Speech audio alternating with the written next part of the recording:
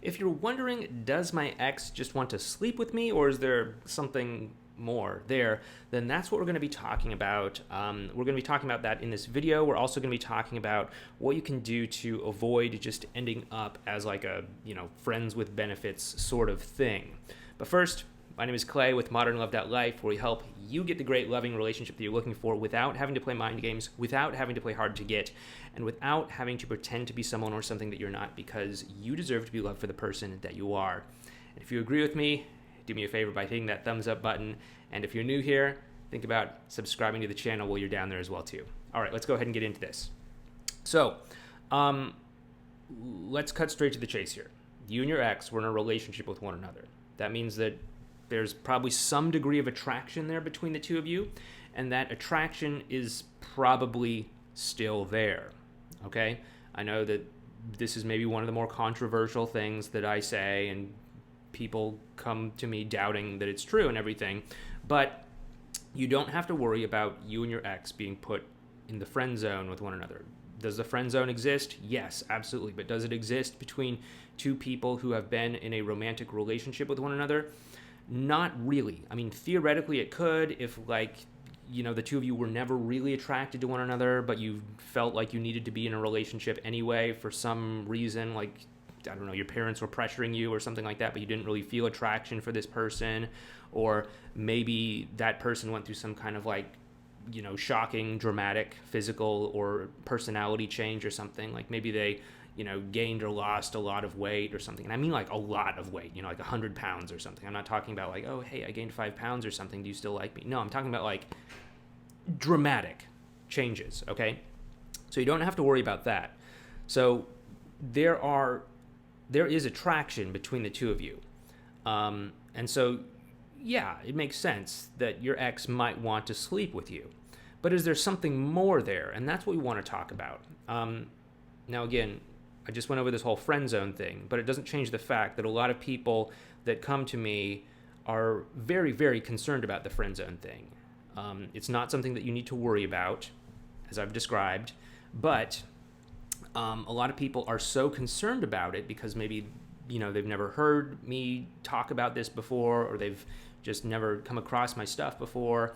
And so I find that a lot of people are really pushing this whole attraction thing. Like if they can just make sure that their ex is attracted to them, then they're good. They think that if they can just make sure that they're not in the friend zone and that their ex is attracted to them and that they want to be with them and all of that, that they're good. And so there's a lot of this prioritization of the physical side of the relationship, and there's not as much prioritization of what's actually important, which is the emotional side of the relationship. And so what happens is they work to build up the physical side, and they often neglect the emotional side. And what can happen in a situation like that is there's too much emphasis on the physical, obviously, and not enough on the emotional. And that can result in there not being enough emotional connection between you and your ex. Because, probably the main reason why the two of you broke up is because something wasn't working on the emotional side. And if that's not repaired, then there's not going to be much of an incentive to actually get back together. And so, your ex might not have much of an emotional connection with you, and if you're just focusing on the physical side and they're already attracted to you, then, of course, they're going to see where that leads, right? They're going to maybe try to sleep with you, they're going to maybe try to do things with you and all of that, and that's understandable.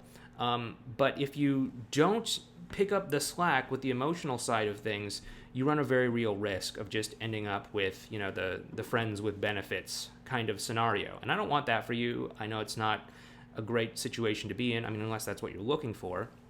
But I imagine probably most people watching this video are not looking for that. So what you want to make sure that you're doing is that you're not neglecting that emotional side. You want to be able to connect emotionally with your ex. You want to be able to have that emotional connection. We have an entire series on what we call advanced relational skills. You can go ahead and check that out up there if that's something that you're new to.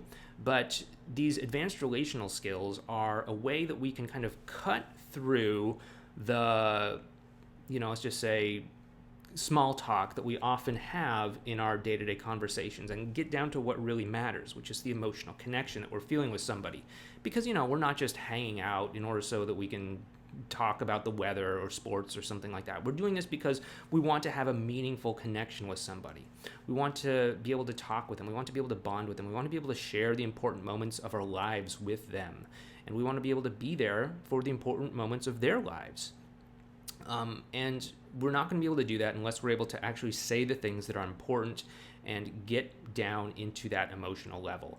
And that's really what a lot of the crux of these advanced relational skills are for. And if you're able to do that, if you're able to really have an emotional bond with one another, then you can really kind of lift up that emotional side of things so that, the physical side of things, that's probably going to take care of itself. I've never actually had a client whose ex was just like totally not attracted to them anymore.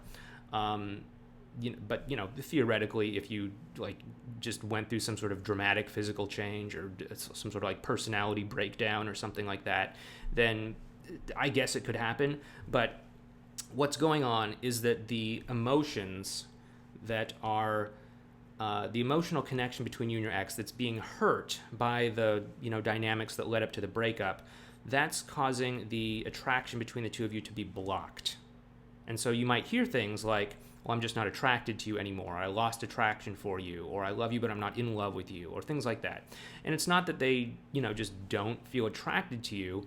It's that the emotional connection is so frayed that it's blocking the attraction from running its course. I don't know if you have any other previous relationship experiences before your ex, but maybe if you were with somebody who treated you very poorly, maybe they cheated on you, betrayed you, or something like that. You might be able to look at that person, and if you could just like wipe your own mind and not remember all the things that happened between the two of you, not remember the history, the baggage, and all of that, you could probably still look at that person and be like, yeah, that's an attractive person. But because you know what they did, because you know what happened between the two of you, you might not feel that attraction for them because it's being blocked by a change in how you perceive them. And that's really what's happening when your ex says that I'm not attracted to you. So your ex is attracted to you. Again, unless you have some dramatic physical thing for the worse. But it's just being blocked by the emotional connection. So don't worry about the friend zone thing. That's focusing on the wrong thing. What you want to focus on is the emotional connection. If you can clear out the emotional block that's keeping the two of you from connecting, that's going to help you a lot. If you can connect on a deeper emotional level about things that are meaningful, not just surface level things, that's definitely going to help you as well too. And it's going to set you up for being able to reconnect with your ex in a way that goes beyond just, the physical side of things. Of course, your ex would probably love to sleep with you or do other sorts of physical things with you. You're somebody that they're attracted to. In terms of if they have other motives or intentions, that's really down to the emotional connection. Are the two of you connecting emotionally? Are the two of you bonding? Are the emotional connections between the two of you bringing the two of you closer together or further apart? If they're bringing you closer together, then you're moving in the right direction towards a potential reconciliation. If the emotional connection is bringing the two of you further apart, then, okay, something's not working here, and that's when we need to step in and look at what's not working and correct course as need be and fix whatever might not be working. But it all starts with the emotional connection. I've said this in many videos before. I say this very often to our clients or students. The emotional connection is the most important thing. If you focus on that, you can literally ignore pretty much everything else, and everything will pretty much take care of itself. You don't have to worry about attraction. You don't have to worry about text messaging. You don't have to worry about who's initiating contact with who or anything like that. If you just focus on improving the emotional connection, everything else will take care of itself. The rebound relationships, long distance, all of this stuff. It'll take care of itself if you just improve the emotional connection. So I hope I've answered this question for you. Yes, your ex probably would like to sleep with you. In terms of whether or not there's something else going on, it really just depends on whether or not you're taking the time to nurture and strengthen that emotional connection. Anyway, if you like this video, give us a thumbs up, subscribe to the channel if you're new here. You may also want to check out this series on advanced relational skills. It shows you how to nurture and build that emotional connection. Or you may want to check out this video over here. Once again, my name is Clay, though. Hope you enjoyed this video. Talk to you next time.